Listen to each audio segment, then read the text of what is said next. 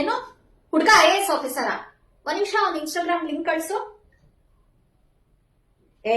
ಏನಮ್ಮ ಇವನು ಒಂದ್ ರೀಲ್ ಕೂಡ ಮಾಡಿಲ್ಲ. ಇಂಥವ್ನ ಹೆಂಗವ ಮದ್ವೆ ಆಗೋದು? ಬೇಡ, ಇವನು ರಿಜೆಕ್ಟ್. ಅಪ್ಪ, ನೀವು ಕಳ್ಸಿರೋ ಹುಡ್ಗಂದು ಪ್ರೊಫೈಲ್ ನೋಡ್ದೆ ಇನ್ಸ್ಟಾಗ್ರಾಮ್ ಅಲ್ಲಿ ಬರೀ 20,000 ಜನ ಫಾಲೋವರ್ಸ್ ಅಷ್ಟೇ ಇರೋದಪ್ಪ. ಸರಿ ಹೋಗಲ್ಲ ಇದು, ಬೇಡ. ಆ ಮ್ಯಾಟ್ರಿಮೋನಿ ಆಂಟಿ ಹೇಳಿದ್ರಲ್ವಾ, ಆ ಹುಡುಗನ ಮೀಟ್ ಮಾಡ್ಕೊಂಡ್ ಬರ್ತಾ ಇದೀನಿ.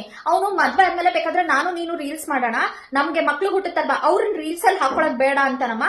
ಮತ್ತೆ ಹಾಗಾದ್ರೆ ಮಕ್ಳನ್ನ ಯೂಟ್ಯೂಬ್ ಅಲ್ಲಿ ಮತ್ತೆ ಇನ್ಸ್ಟಾಗ್ರಾಮ್ ಅಲ್ಲಿ ಹೆಂಗ್ ಲಾಂಚ್ ಮಾಡೋದು? ಅದು ಅಲ್ಲದೆ ನನ್ ಫಾಲೋವರ್ಸ್ ಇನ್ಕ್ರೀಸ್ ಆಗ್ಬೇಕು ಅಂತಂದ್ರೆ, ಮಕ್ಳು ಪ್ರೊಫೈಲ್ ಬಿಲ್ಡ್ ಆಗ್ಬೇಕು ಅಂತಂದ್ರೆ ಮಕ್ಳನ್ನ ಯೂಸ್ ಮಾಡ್ಕೊಳ್ಳೇಬೇಕಲ್ವೇನಮ್ಮ ಈಗಿನ ಕಾಲದಲ್ಲಿ? ಅಮ್ಮ, ನೀನ್ ಕಳ್ಸಿದ್ಯಲ್ಲ ಹುಡುಗನ್ ಪ್ರೊಫೈಲ್, ಅವ್ರ ಅಮ್ಮಂಗ್ ನಾನ್ ಮೆಸೇಜ್ ಮಾಡಿದ್ನಮ್ಮ. ಅವ್ರ ಅಮ್ಮಂಗೆ ಟೈಪ್ ಮಾಡಿ ಮೆಸೇಜ್ ಮಾಡಕ್ ಬರಲ್ಲ, ಬರೀ ಫಾರ್ವರ್ಡ್ ಕಳಿಸ್ತಾರೆ.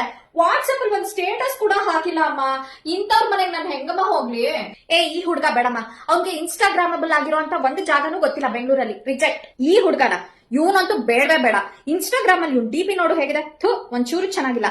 ನಾಳೆ ನಂದೊಂದು ಫೋಟೋ ತೆಗಿ ಅಂತಂದ್ರೆ ಬ್ಯಾಕ್ ಗ್ರೌಂಡ್ ಎಲ್ಲ ನೋಡ್ಕೊಂಡು ಸರಿಯಾಗಿ ತೆಗಿತಾನೋ ಇಲ್ವೋ, ಎಸ್ಥೆಟಿಕ್ಸ್ ಬಗ್ಗೆ ಸ್ವಲ್ಪ ನಾಲೆಜ್ ಇದೆಯೋ ಇಲ್ವೋ, ಬೇಡಮ್ಮ ಈ ಹುಡ್ಗ, ರಿಜೆಕ್ಟ್.